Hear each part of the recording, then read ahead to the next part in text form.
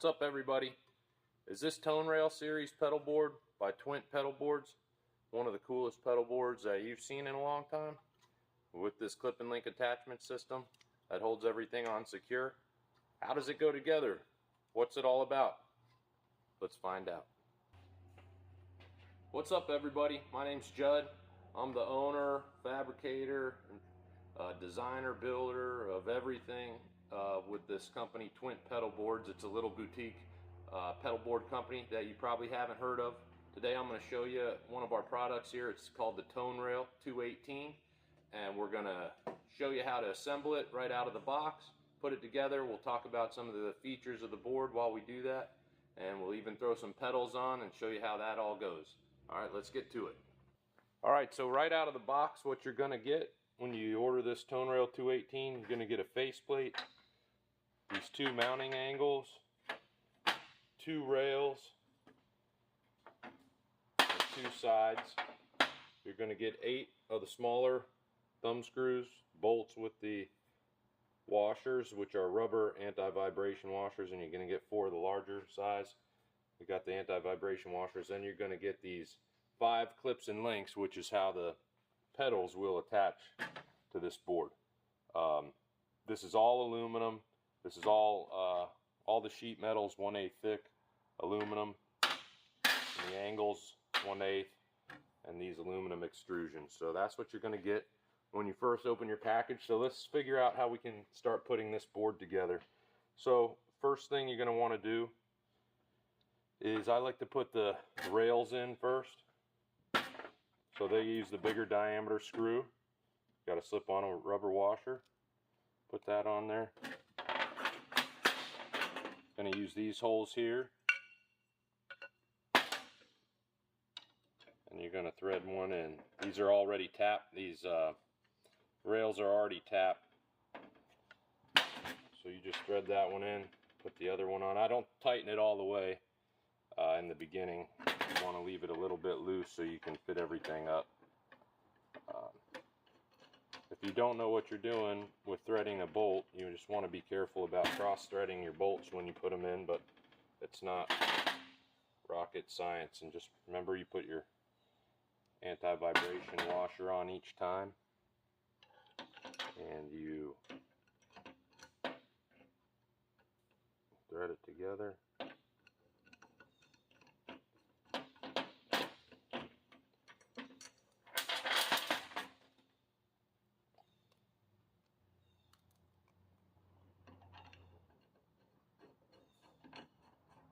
Like this.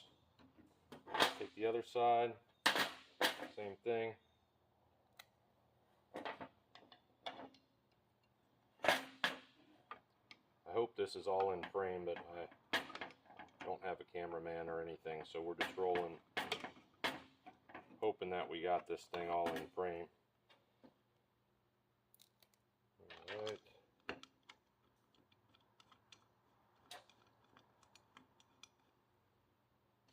Alright, and then at the end, I like to just set it flat on your surface, and then you just snug them down hand tight.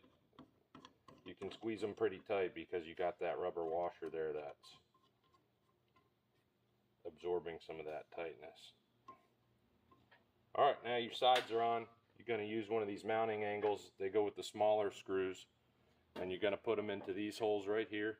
And you can see there's a hole center that's for these, and the other side has a different hole center, so you could never mess up putting it on the wrong way, because this smaller hole center here is for the faceplate. So we'll just go ahead and put this on. We got to remember to get our washer again.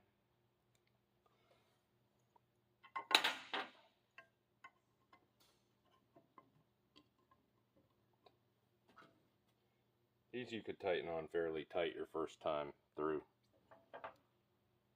Just line up your holes.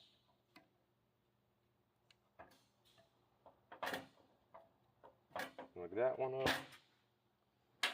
Same thing over here. And so, first of all, we wanted to keep these boards modular, because later when we have a 4-rail board or something like that, that we come out with, your rails are still going to be usable on that next wider board or deeper board. So when we go to a 3-rail or a 4-rail board, you'll be able to keep your 2 rails here, and if you have the same width, you'll be able to keep your faceplate, you keep these mounting angles, and all you'll have to do is buy 2 sides and 2 more rails, and you'll be able to upgrade yourself to the 4-rail board without throwing everything away and having to buy a whole brand new board. And secondly, for shipping, it's very expensive. I don't have any deals inked with Amazon or UPS or anybody, so shipping a board in a box that contains it when it's already assembled is quite a bit more costly than if we can break it down and ship it modular like this. All right, so we got our mounting angles on now. You see there? Now let's put on our faceplate. It's the same thing as the mounting angles. You just find your holes. Get these all set up this time. Probably the best idea is just put all your rubber washers on your hardware before you even start putting the thing together, but that's whatever you like to do. Alright, so let's find one of these real quick.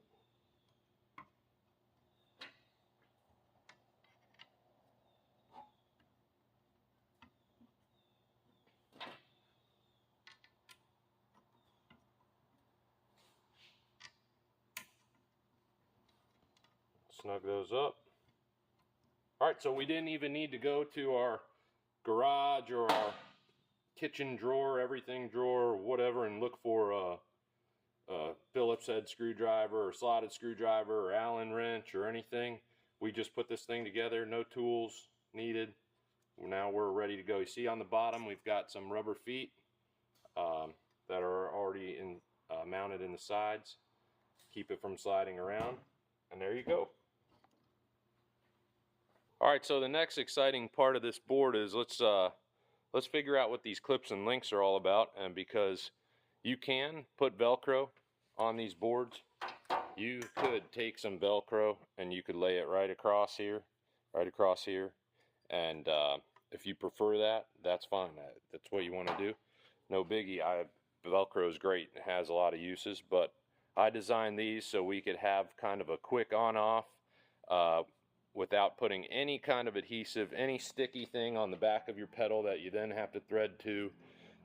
Nothing like that. No tools. Once you have your pedal set up, you will need a screwdriver in the beginning to set all your pedals up with the links. But after that, you don't need any tools. So I've got one already here. I've got this little pog. It's already set up. It's got a link right here that you could see. It's got one over here. The lighting, but anyways, it's got the link. So we'll set one up later, but let me just show you. Once you have your pedal set up with the little links like that, you can basically, these will swivel so that you can sort of find the right spot where you need it, and then you just clip these little clips right over this extrusion and you're set.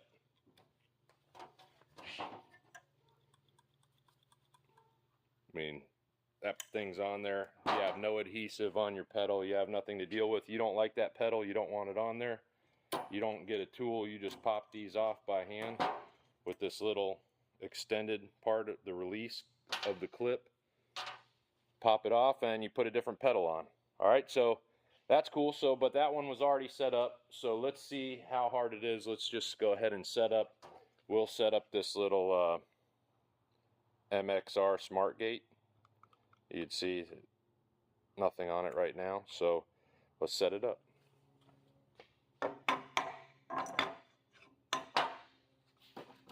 Alright, first thing, you got to get a screwdriver for the MXR. It's a little Phillips head like this, so you will need to hunt down your screwdriver somewhere. So we're gonna remove 2 of the screws off the back of this MXR real quick. Don't drop them or lose them, but we're going to put them right back in too. So we're just going to set them off to the side real quick while we grab two of our links. It's important when you put this link on, make sure that this little dowel is facing up, so that when you clip your thing on, you utilize the dowel. If you do it the wrong way, then you'll just have to take it off and redo it. No big deal. So anyway, slip that through the hole of the link, and then you just basically tighten the same screw back in that you just took out. Snug it up pretty good. Same thing with the other corner.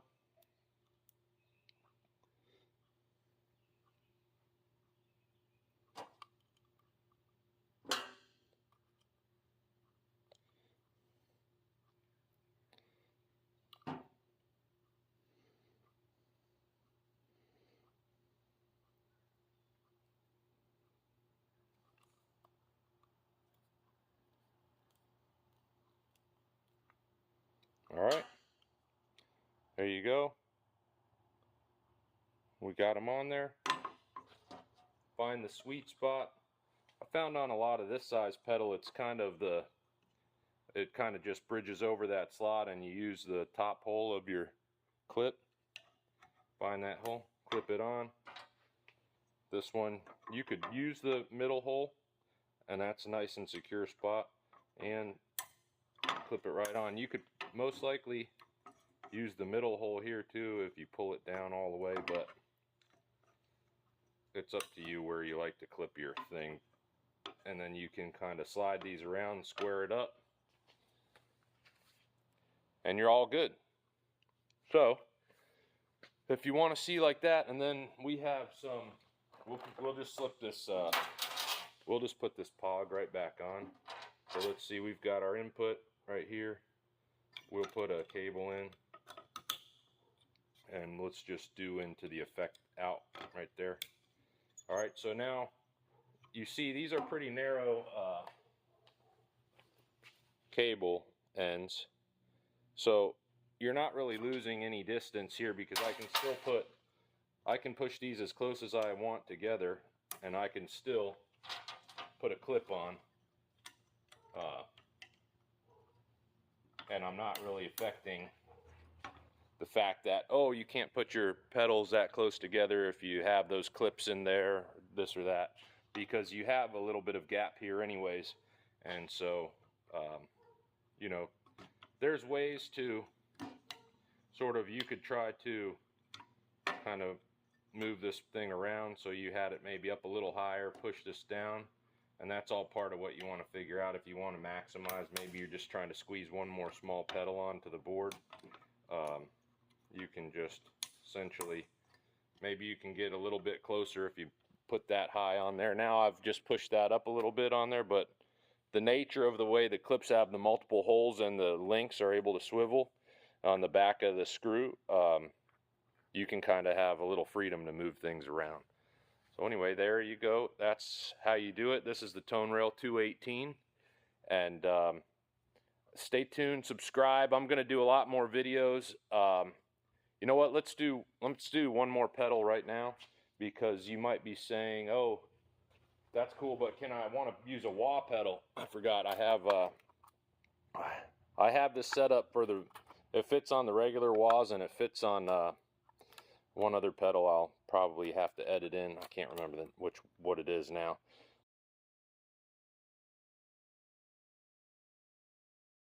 But these clips on here, so you can clip your wah pedal. I recommend 4 on the wah pedal because of how heavy it is, but these you easily get away with just using 2 clips. You can put a clip on all 4 corners if that's what you like. It's fine. It's definitely even more secure if you want to put 4 on there, but it will never go anywhere with 2, and that allows you to stagger your clips and stuff and squeeze your pedals closer together. If you have 4 on all corners, you do lose a little bit of room. But there's the wah. I'm sure you think, oh, but there you go. It's not going anywhere. That thing's on there. we haven't had to mess with anything. And if we don't want it on our board anymore, we simply pop the thing off there, and there you go, it's gone. And then one other thing I wanted to show while we're on this video is, you say, hey, that's cool if the screws are on the bottom, but hey, what if my screws are up here on the sides, kind of like this Bogner pedal, right? So I already preset this one up because I wanted to show you two different things, because this is also kind of a wide pedal and takes up a lot of room. So if you want to put it on like this, we have these clips here that have more of a circular shape, and so you can use those. If you like it like this, you can basically put it on like that. Same for this side.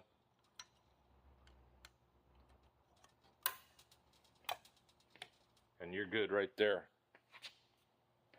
Let's see, I get that back in frame. But say that takes up too much room, I need to squeeze another pedal on. So you can utilize the regular straight clips, and you can put them into the side. You turn it this way. You see we got the straight clip on there, and you can pivot that up to a certain spot where we're gonna get probably the bottom hole on it. Same on this one. We get the essentially top hole, but whatever you want to call it. Boom. And now you've got it on like this, and you've saved all that space of having it turned the other way. You're super secure, not going anywhere. And so that's that, man. So that's the ToneRail 218. We've got it in a longer size with the same ToneRail. We got the 224 here. This 218, you're going to get probably 5 regular pedals on there easy. We've already got 4, and if we push this over, we get another one, no problem on there. And especially with the regular size like this, you get 5 easy on there. The 24, you're going to get 6 easily. We have our little Pygmy here, which is just kind of a little starter board. Get you used to the clip and link. If you don't know if you're going to like it, you get 4 regular pedals on here all day long. The good thing too about this ToneRail series on the bigger boards, we've got room underneath for our power supply, and we can utilize the same clip and link setup to attach our power supply under here. And you can route your cords however you want under here. Obviously, you've got some options there, but you know, even this is not designed for this power supply, but this power supply has the side mount screws, so you just utilize the same sort of thing on there, and you're good. And if you like the Old Faithful, which I know a lot of people do, we have just our standard form sheet metal with the slots, with plenty of room underneath for a power supply. These boards right here, I've made already several custom boards because I'm just a small fab shop guy anyways. I'm happy to, all I do is custom work all day, so I'm happy to customize. I'll put these slots anywhere you want. Do you want your board this wide? Maybe a couple of these guys, they had a case that was this big, but the board they were using was this big. They wanted to maximize their case, so they said, hey, fab me a board that takes up the whole length and width of this case so I can fit as much stuff on there as I want. And then they say, well, I want my slots here, here, here, and I want them this big, and we do that. If you want to have a power outlet and a switch cut in, we can do that.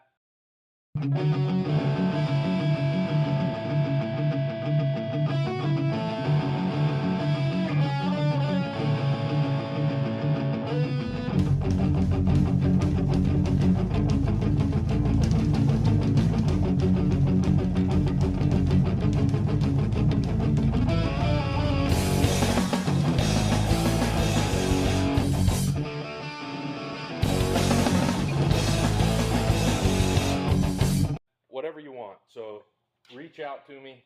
You're going to get a hold of me because I'm the only one that is any part of this as far as employees go.